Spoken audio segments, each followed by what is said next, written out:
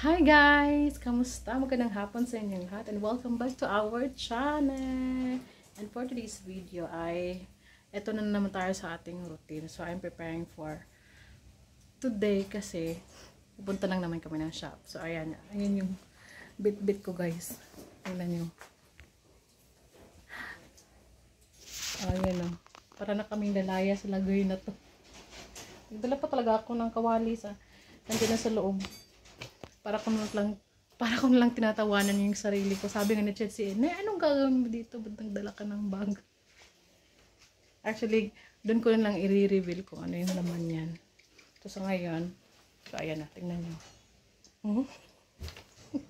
Para talaga kaming lalayas na ito. Bago pala kami alis guys, ipapakita ko muna sa yung afam ko. Charot, afam ha. So, ayan pala yung asawa ko. Ayan. Nagtatrabaho sila dito sa extension namin. Minsan nga lang makasama sa video is nakatalikod pa talaga. So ayan no. Yellow. Ayan Yung guys. yellow ang tatay namin. Nakayalo. Oops. Ba yan? So ayan guys. Tapos ko na palang prituhin yung mga saging. So ngayon ay nagtutupi na ako. So, ayan, sisimulan ko na ito para matapos na. Pero yung dalawang bata, alam niyo ba, burlogs pa talaga. So, ayan. Tatlo pala yung anak ko, guys. Hindi ko pa nasabi. Tatlo sila. Yung isa kasi may klase. So, itong dalawa, wala kasing klase. So, ayan. Dinala ko lang dito sa shop kasi wala namang magbabantay. So, ayan, mabuti na lang talaga na nakatulog sila kasi alam niyo yun, yung hindi sila naglalaro, parang nagsasawa na din silang maglaro dito sa loob ah. Kaya, ang ginagawa nila, yung mga bata naman talaga kasi, pumupunta sila sa labas, yung nakakatakot or yung takot na takot ako is dun sa mga sasakyan. Kasi, hindi mo naman alam baka dadaan yung mga malalaking sasakyan. Alam mo naman pag oras ng parang pahapon na, dun pa lalabas or dadaan yung mga malalaking sasakyan at yun yung iniiwasan ko. So kaya pinapatulog ko na lang sila at pagkagising niyan is naluto ko naman yung mga saging is kakain na lang sila. So ayan, ito talaga yung routine ng nanay. So nagmumultitasking ako guys. So nagbabantay ako dito sa shop baka kasi may customer at ayan habang nagbabantay is nagtutupin din ako ng mga damit namin. Sabi nga ni Chelsea kanina, anong gagawin mo? Ba't parang lalayas na tayo sa lagay na yan? Hindi, dadalhin ko yung mga nalaban ko kasi doon ko lang tutupiin. Para pag uwi natin sa bahay is natupi ko na. So, ayan. Pero hindi naman kasi yung mga times guys na wala kaming customer. So, ayan, parang 1 week na din kasi kami.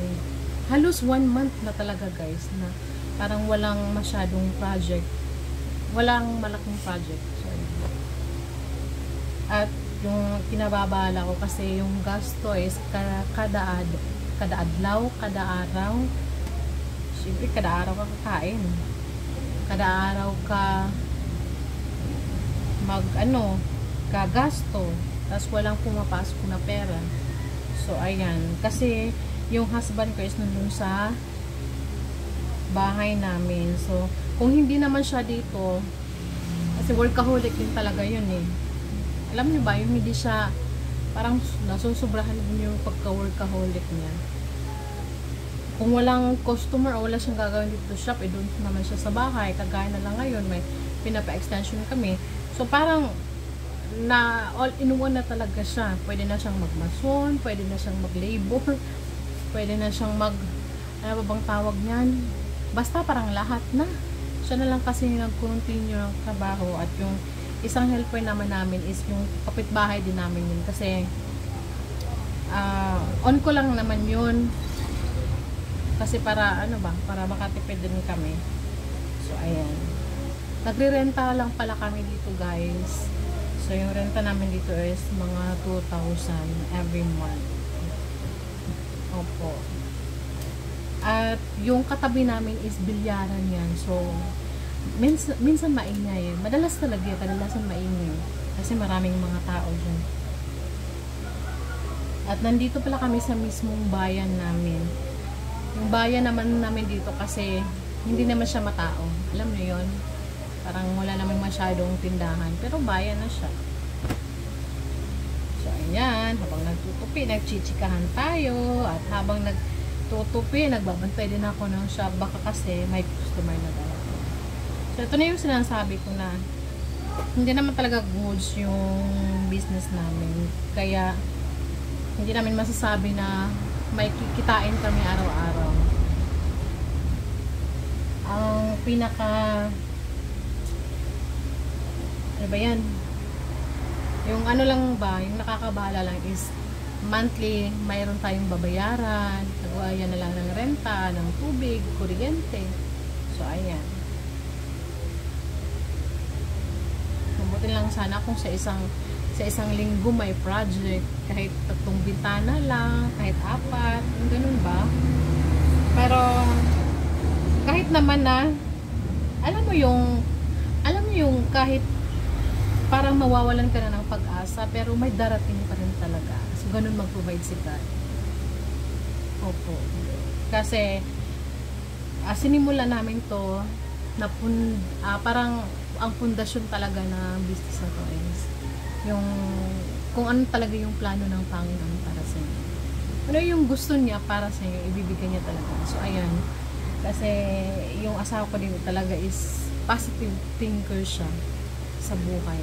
Parang yun talaga yung edge niya. So parang na-carried or parang na-manifest ko na din yung ganong ugali. Na huwag mo nang isipin, like, ano ba yan, i-lift up na lang natin kay God. Anong darating, kung ano tayo ngayon, dapat makontento tayo kung anong meron tayo ngayon. Kasi hindi naman natin alam, baka bukas wala tayong project, baka bukas wala talagang customer. So, ayan. I-lift up na lang natin talaga. So, ayan, kahit pa paano meron naman din. Yung nakaka-survive ka din or nakakabayad ka din naman ng monthly bills mo. So, ayan. Yun talaga yung edge pag malakas at panatag yung faith mo kay God. So, ayan, parang gising na si Anton eh. Ayan eh. Narinig ko na nag-iyak-iyak. O, diba? Gising na pala, guys. Bumalik. Natulog ulit. So, ayan. Medyo marami pa to. At parang uulan na.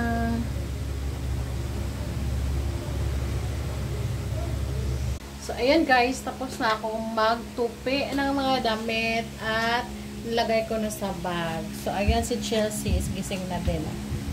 Nakakain na pala sila ng saging. So, ayan ang gagawin ko. Next, ay huhugasan ko naman yung kawali tsaka yung mga gamit, mga plato doon sa sa hugasan. Sa ganun ay matapos-tapos na din yung pinagagawa natin dito. Ayan. Ate Chelsea! Ate! Ilabay sa ring pakpak ba? Gawas palihog. Ambay tungkuan kuya! Katong plato, yung sudlan.